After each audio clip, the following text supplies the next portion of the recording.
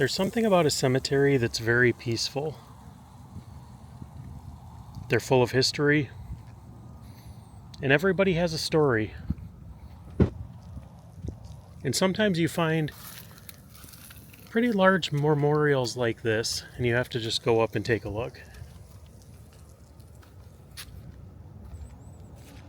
It's pretty impressive.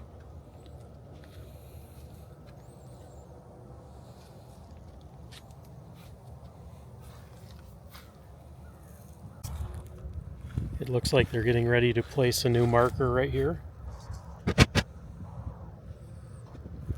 It's always interesting to see how they put things together in cemeteries. But maybe that's just me. And maybe I'm weird.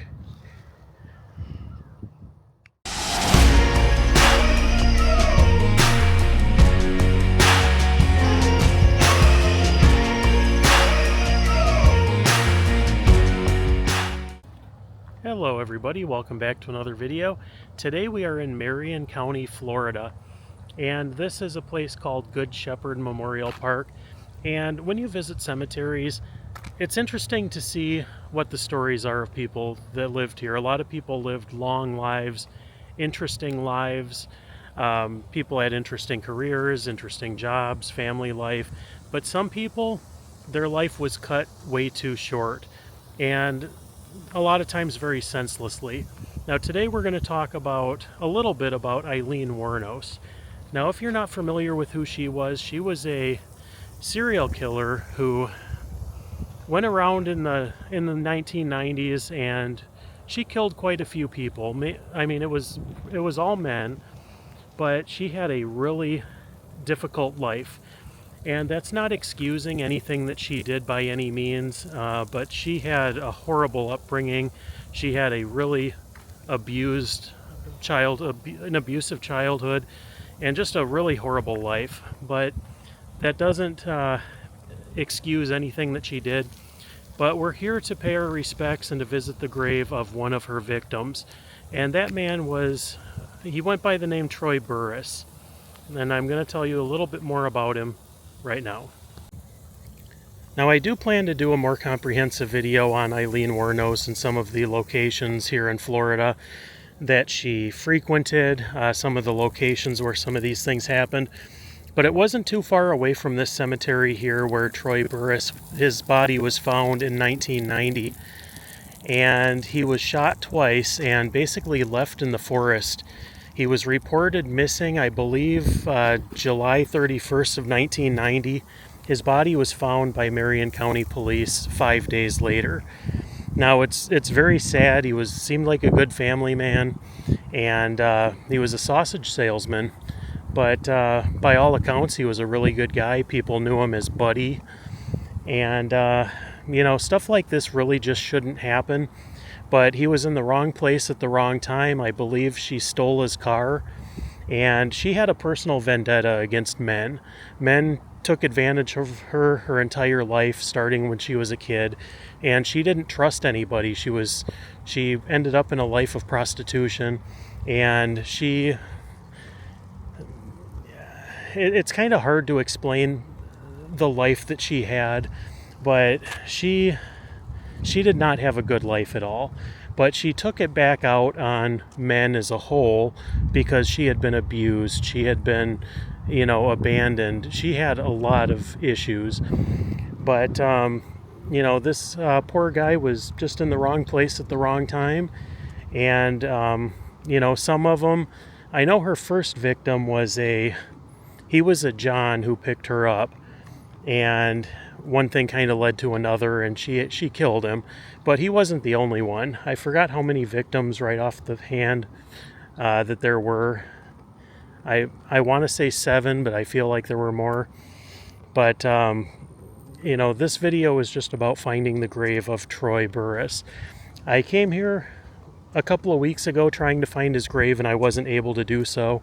I looked around for about the last hour, and I finally found him, so I'm going to take you over there in just a second. I just quickly did a little bit of research, and Aileen Wuornos did take 7 victims.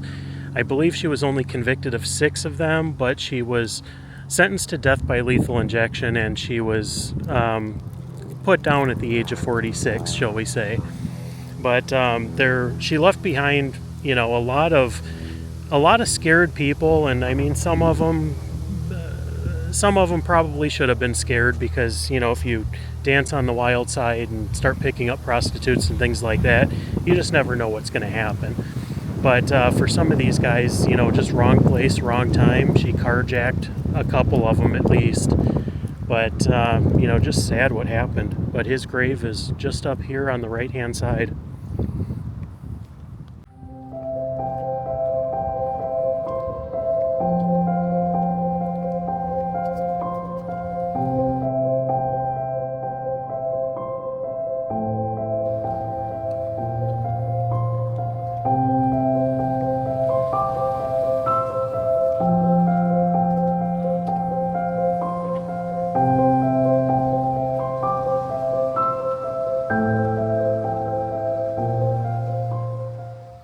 Is right there, Troy Burress, January 28th, 1940 to August 4th, 1990. August 4th is when his body was discovered, but he was reported missing July 31st. A pretty sad ending for, you know, 50 years old.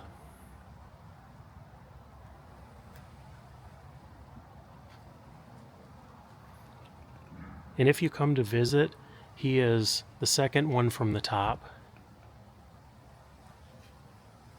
He is actually a little bit difficult to find.